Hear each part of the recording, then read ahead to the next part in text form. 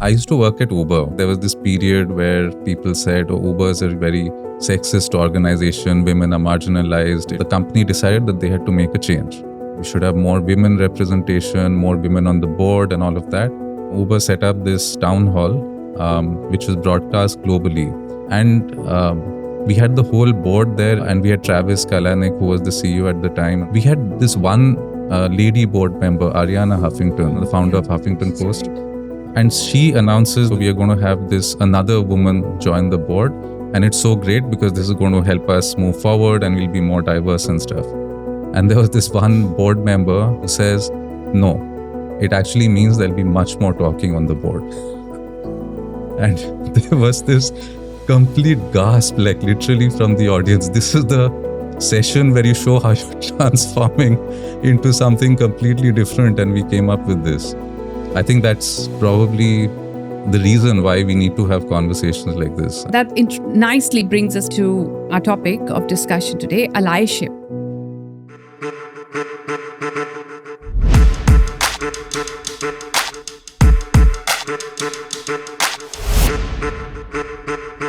So today's episode is going to be very different. First time we have a man on our podcast, which we haven't had so far. And first time we've got two guests. Let me quickly introduce you to my guests. I will start with Amit, who is the first man today on the episode. Amit is a tech person turned a serial entrepreneur, and his current venture is Crazy Talk. But I know him as someone who's a strong ally, and I've known him for the last 5 years. My second guest today is Richa Goswami, who was nominated as top 5 CMOs in the world in 2019. It doesn't stop there. She's part of WFA Hall of Fame. It doesn't stop there. Currently, she's the first Indian woman to be on any global private equity board. I mean, Richa, welcome. And what else can I say? You're in this position. Of course, you worked hard to get here, but you're in this position of power today, right? Where you can call the shots. And therefore, you are a strong ally too to women leaders. What does the concept mean to you personally? I'm a big fan of Mahatma Gandhi's phrase of be the change. Yeah. And I think for me, allyship is exactly that. Yeah. I have my 3C framework, which is about being curious, being courageous, and being committed. Because I think it's very important to have that understanding of what someone else is going through, because you can't put people in boxes, you can't have stereotypes. I think courage for when you see things are not right. And then the commitment part about doing something about it, because it's no use just thinking about it and not being able to step into action. Yeah. And I think the way that can manifest is whether you choose to be a mentor, whether you choose to, as a leader, create an opportunity or a town hall where you talk to people about it. But I think for me, it's the most important thing because, there's one thing to talk about a DEI initiative, but how do you create a space, Yes. Where people feel seen and heard? And I think that to me is really, in a way, what allyship is all about. So, Amit, what is your definition of allyship? So I've actually never thought of myself as an ally in that sense, actually, until you asked me to come Oh, on to this wow. discussion. Okay. I think allyship is about supporting people to, achieve what it is that they can achieve. And I don't even think it's really about men or anything like that. Sure. I think if you have the opportunity to help someone, you should do it to the extent that they're deserving. It's about helping people rise up, or rather removing the obstacles to help to having them rise up. Like let them achieve their own natural level versus creating, artificial things based on your own perceptions. Right. Talking to a lot of women, lot of leaders actually, doesn't matter women or men. Allyship comes up a lot. And I think in the recent past, it's a big word. And as Amit said, sometimes it's about doing things, but sometimes it's also about knowing what not to do. What is it that you don't do to be a good ally? I come from a family where I think all the women have good education, good opportunities, good careers and so on. So I've seen all of that. Right. Plus my wife herself is super accomplished and is doing extremely well. Yep. So I think what not to do is essentially just let them have the career or the choices that, let's say in my case, nobody's going to stop me from deciding to do something and just doing it. Yeah. So So I would say, like, they just do what they want to do, and if they're good at it, they will do well. Yeah. So so I would say that's the what not to do. You don't have to let someone do anything. Correct. You don't have to stop them also, Yes. particularly from doing what they want to Right. do, or make assumptions on their behalf.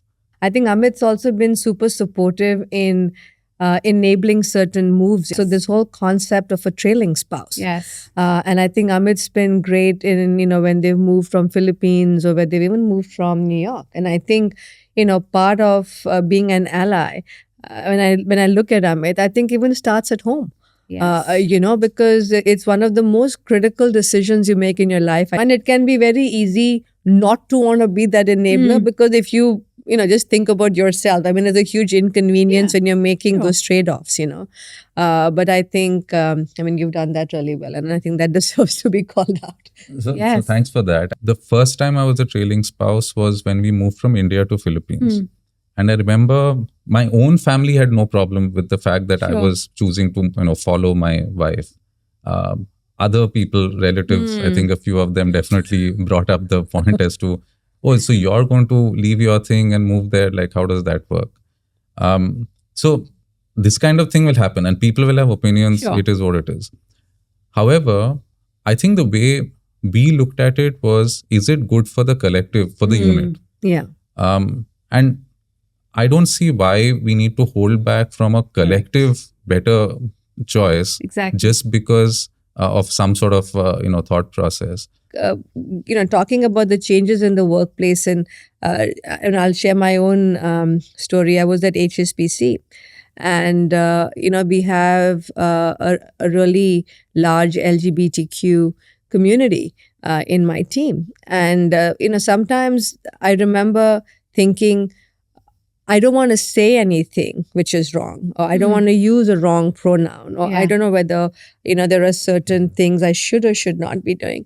And I think as part of that, at least for me, the biggest thing was just putting yourself out there, being vulnerable to say, I don't understand, but I wish to, and just starting to have conversations. And sometimes you won't get it right. Yes. Right. But don't let that prevent you from going Correct. down that path. And, I remember as part of that, we then ended up creating, working with HR, a course that people could do. We had a book, and, I became a global ally and a sponsor for those initiatives. And it just didn't stop there. Then working with Hong Kong, we did the first ever advert where you had, two lesbians in an ad. And it was the first time a financial services brand had taken that stance. So I guess my point is, one thing is to understand there's an opportunity, putting yourself out there to do something about it. What sometimes holds us back is the fear of getting it wrong. Or upsetting someone. And I think that's where it's just important to be able to have an honest conversation that I don't know what all of it, but I'm willing to go on a journey to learn. That's right. And the point that you made about be willing to ask and be willing, be open to be wrong is, again, I'll like very basic examples is when when a woman has just come back to work, let's say after having a baby, or just come back after getting married. There's an assumption a lot of leaders make that, oh, now you won't travel, or now you won't take on this role. I faced it, especially after my second child, and I was like, I really got upset. I was almost offended, and I ended up taking a role which meant I traveled so much. My manager was a really good person, and he said, look, when I told him that I didn't like it, he said, oh, I didn't realize it.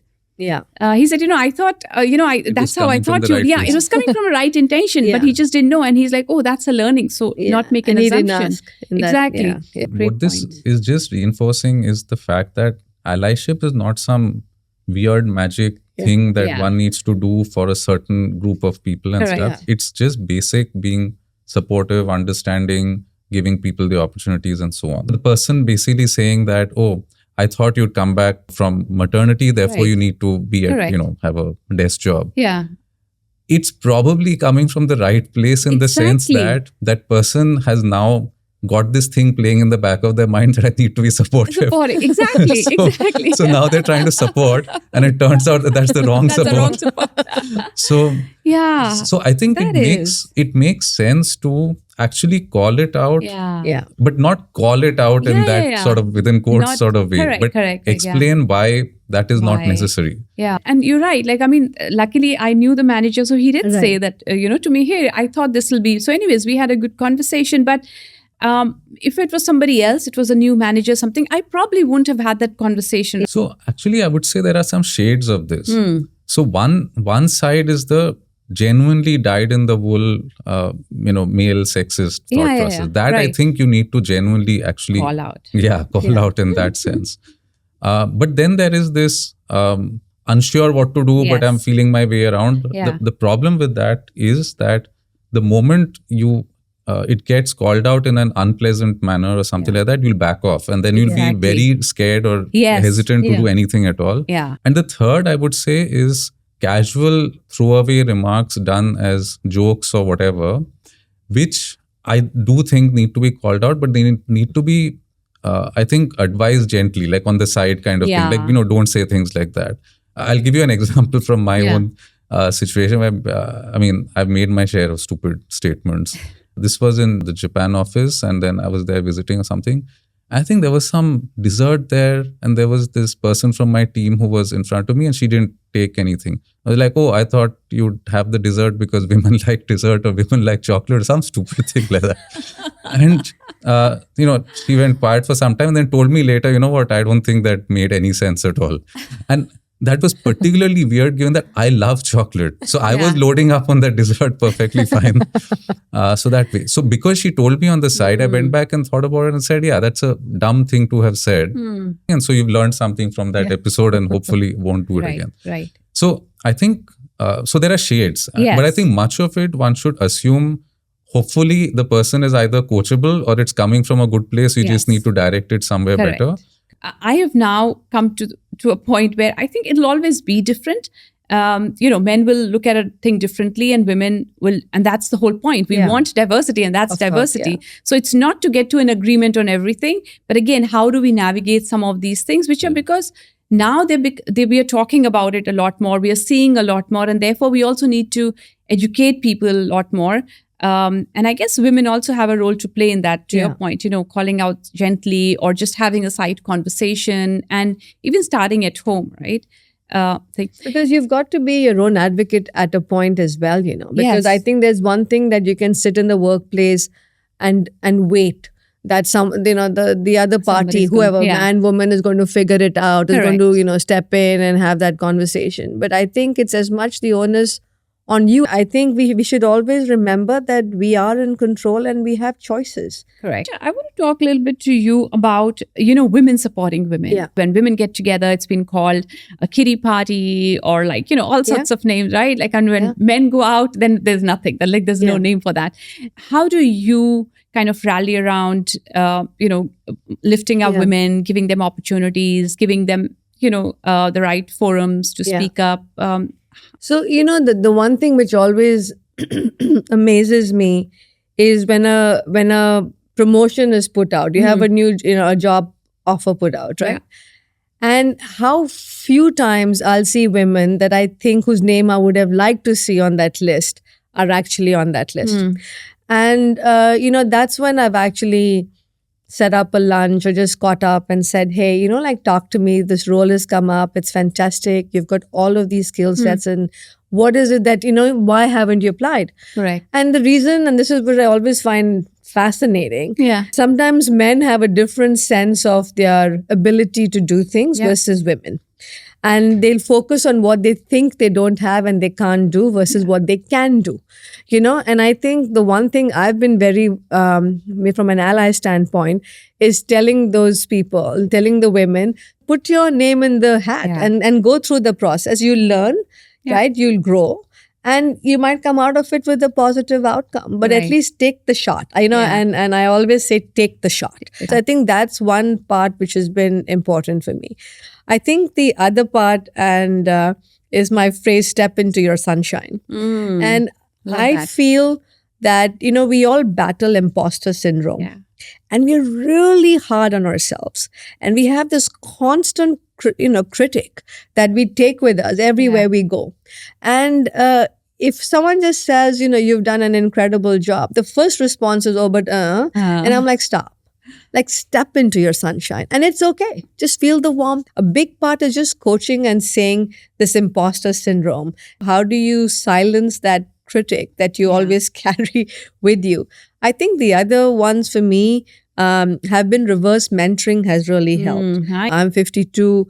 There's a lot of younger people coming into the workforce, and sometimes you have a point of view on their social media presence, and I think it's just being able to understand their point of view, their reality, the why they do, the what they do. So I think even as you build allyship, it's always good to think of things, but trying to step into someone else's shoe, and I do that by having reverse mentoring. That's helped me a lot. I really like that point, because there is this thing that, we worked so hard, we had all of this. And I love the point that the younger ones don't have to go through that, just because we had our own set of things, why should we? Amit, the point that Richa made about men probably stepping into their, their selves or their competence with much more confidence than women. How do you see that? I have the same problems, the same insecurities, the same all of this stuff. So when I meet people who come across that confident about who they are, I actually feel surprised. Like, how are you that into what you can do? Like, for example, I think I ran operations at a pretty large scale for about maybe 8 years or something like that. I would still struggle to go to a company and say that I can be your CEO. Yeah. As in, I might apply and all of that, but I'll give a lot of caveats around what it is that I've done, etc. And so therefore I understand where it's coming from, because it's a matter of nuance in a sense, right? Like, you feel like I've done this, but I know, because I've done so much of it, I know what I don't know. Versus, and I'm pretty sure competent women or competent any kind of person has that understanding of what they don't know. Correct. The only difference is that some people are willing to paper over that and just come across as, I know everything. In fact, this imposter syndrome, while we kind of attach it to women much more than think, it's true in men too. Except that a lot of time, what I felt, my analysis was, maybe men don't show it that much or don't talk about it. I think, whereas women talk much more. And I would say, even for myself, I wouldn't stress on it so much. Sure. Certainly, I might have my own insecurity, but I won't go out into an interview and lead with that. Exactly. Certainly. Yeah. But I think it raises the point of vulnerability, and I think that's also a key part of allyship, right? Yeah. Because when you say you don't know something, there's a part of being vulnerable about it. How we're conditioned as children, and for some genders is different to the others. Maybe that's part of, I think, also what plays into it. That's true. Yeah. I want to switch gears a little bit in terms of, Richard, tell me, in your career, maybe pick your top 2 incidents or episodes where allyship really came alive for you or really made a big difference. So, the first one was, I had twins. We had moved from Hong Kong to New York. So it was a new country, new life stage as a mom, and a new job, but within the same organization, which was HSBC. And I had a boss, Richard Kimber, and I distinctly remember this afternoon. I was sitting, it must have been 3:00 on a Friday, I was working, and he said, you should be home by now. I said, but it's just 3:00. And he was like, well, it's the first summer of the girls. And I know you, and you'll make up time and all of that, and you'll do the things, but you won't get this summer back. And Ritu, that day is ingrained in my mind, because I remember taking the kids in the twin stroller. And we lived in Pavonia, Newport, and I was pushing them. And it was the first time they tasted the wind. So I remember both of them leaning forward, sticking out their tongues, because they were like, what is this thing? and I think of him giving me that unconditional support to show up as a mom, to have created these memories. And he was right. It was the first summer for the girls. And I would never get that back. The second person that I always thank is actually my sister-in-law. And I think it takes a tribe and a village to show up and do the things you're very, very fortunate to do, you know, and her living nearby, her being 5 minutes away in the States, because, you know, we didn't have anyone else to Right. support us, that she was there allowed me to go out. And every time I would beat myself up for not being on time or not being able to do something, Yeah. was her just saying that, look, you're the best version of yourself, That's being out there, doing the job and coming home to be a mom. So don't beat yourself up, or, you know, and Yeah. I think allyship doesn't have to only be in the workplace. Yeah, of course. Right. I love the point that you said about us also recognizing the allies in Yeah. our life. Sometimes we don't do that enough. We're Yeah. always seeking, somebody's going to be an ally, but actually just recognizing we have enough allies within our Yeah. circle, and we don't really count on that. I was in India when I had both my kids, and I had a really, like with the first one, I had a really demanding job, and second one I chose to, but I could do that only because my mother-in-law Yeah. was staying with us during that time. You know, she decided to stay with us, and I could do all that travel and everything because I knew that, you know, somebody's there at home. So you're right, allies can just be around us, and Yeah. we have to recognize. But also as women, I think we also need to appreciate and Yeah. recognize and pay it forward or give it back or whatever. Yeah. That the thing that Richard did, you know, stayed with me. Oh yeah, You know, of and I course. think then when I became a manager, a leader, and an aunt, I would always, you know, reach out to a young parent and say, you know, you'll figure it out. But, you know, some moments in time Yes, will never come back. that's good. Right. So I think it's also when if it's been done to you, if you can take that and do it again, Do it I think again, is yeah. also where then there is the circle of, I guess, allyship in a way gets completed. One thing that's coming out from this is that one aspect of allyship is also to help create support systems Yes. or ecosystem. And it's a much broader thing. The Yeah. fact that you have, let's say, a nanny or a helper Yeah. means that you can do your work or Yeah. whatever it is you want to do completely free of that yeah. part of the worries, right? Yes. And so I think working to create that setup, even at work for that matter, Yes. having, I guess, child support or whatever it Yeah. is, or even for that matter, policies Yeah. which Correct. help everyone. I think that is part of the thing as well. So it's not just about what the individual can do for other individuals. I think it's also about what you can do to set up an ecosystem. ecosystem. Like- I want to kind of flip this around a bit, Risha. You know, now you see a lot of young women who are coming into leadership position, managerial position. Do you see them asking for enough? Like, what's an advice you would have for them to kind of, you know, to seek allyship or to seek Yeah. help? Reach out and have the Yeah. conversation. You know, as a board member, I was traveling and I got to meet some of the young talent. Hmm. And I was asked this question about, you know, I'm at a life stage where I'm on track to be a partner. Hmm. I also want to start a family. Yeah. Should I start a family? What impact would it have to be as a partner or to go on to be a partner? And I think my advice to her, I feel sometimes all of us are an Excel cell on a spreadsheet for an organization, and you never know when a hard decision can be Yeah. made.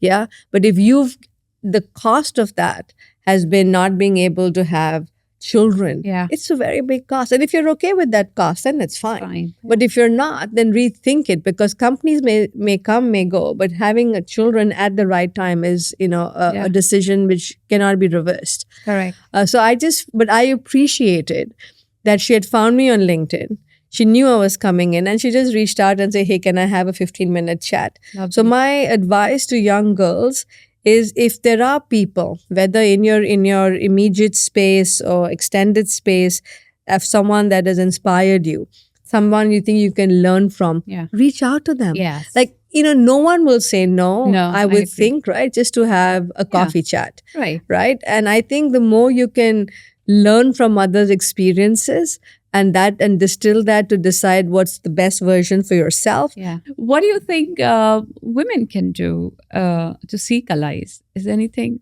do you see? Like, do people reach out to you? Any women reach out to you to say it? Back at Uber, I had a pretty big team, and I think 70% of the team was women. We used to run customer support, so maybe there is a little bit of natural affinity there, but it's a hardcore operations Yeah. role. And so our analysts also were women, for that matter. So it was quite a, let's say, diverse Yeah. team. We have stayed in touch. like the entire time. And so I left Uber maybe 6 years back now. Yeah. So I guess that's them seeking allyship. So I think if you have seen in your organization or in your life somebody who either has beneficially impacted you, or you've seen that they have been Correct. doing something, I think you should seek them out and ask to Yeah. at least have a conversation, Correct. and then maybe carry on that conversation as time goes on. That's probably the easiest thing. Other than that, I guess cold outreach on LinkedIn and all also might help. Yeah. You Yeah. just write something sensible, which is to say, I am so and so, I'm looking for help like this. You seem to be the kind of person who can do it. Can we have some simple, like a Zoom call or something? Yeah. You'll probably get a better Absolutely. response to that. And then but being also very clear on what it is you're trying to solve for. Yeah. So I always tell someone who reaches out and we have a conversation, I try and leave them with that nugget of, you're going to have to take your own accountability in your own hands and speak up. Yeah. No matter how hard that's going to be, because that's the only way you're going to, through life, ensure that you get to the outcomes that you want. So the way I'm hearing the whole conversation is that there is, of course, there is people who have got to play the role of ally, and that's, men and women both, especially people who are in position of power, who've got more experience and things like that. So they have a role to play. And similarly, women leaders or emerging women leaders or people seeking allies also have a role to play. And therefore then, you arrive at in between and you kind of create that ecosystem for yourself and maybe for others to follow, right? Since it is rewrite the rules, what's one rule that you've rewritten, Richa? Be yourself. Everybody else is already taken. Amit, what's one rule you've rewritten? Don't stick to one thing. Try things all the time. Okay, great. So on that note, thank you, Richa. Thanks, Amit. It was a pleasure having you on our episode. And thank you again for your time.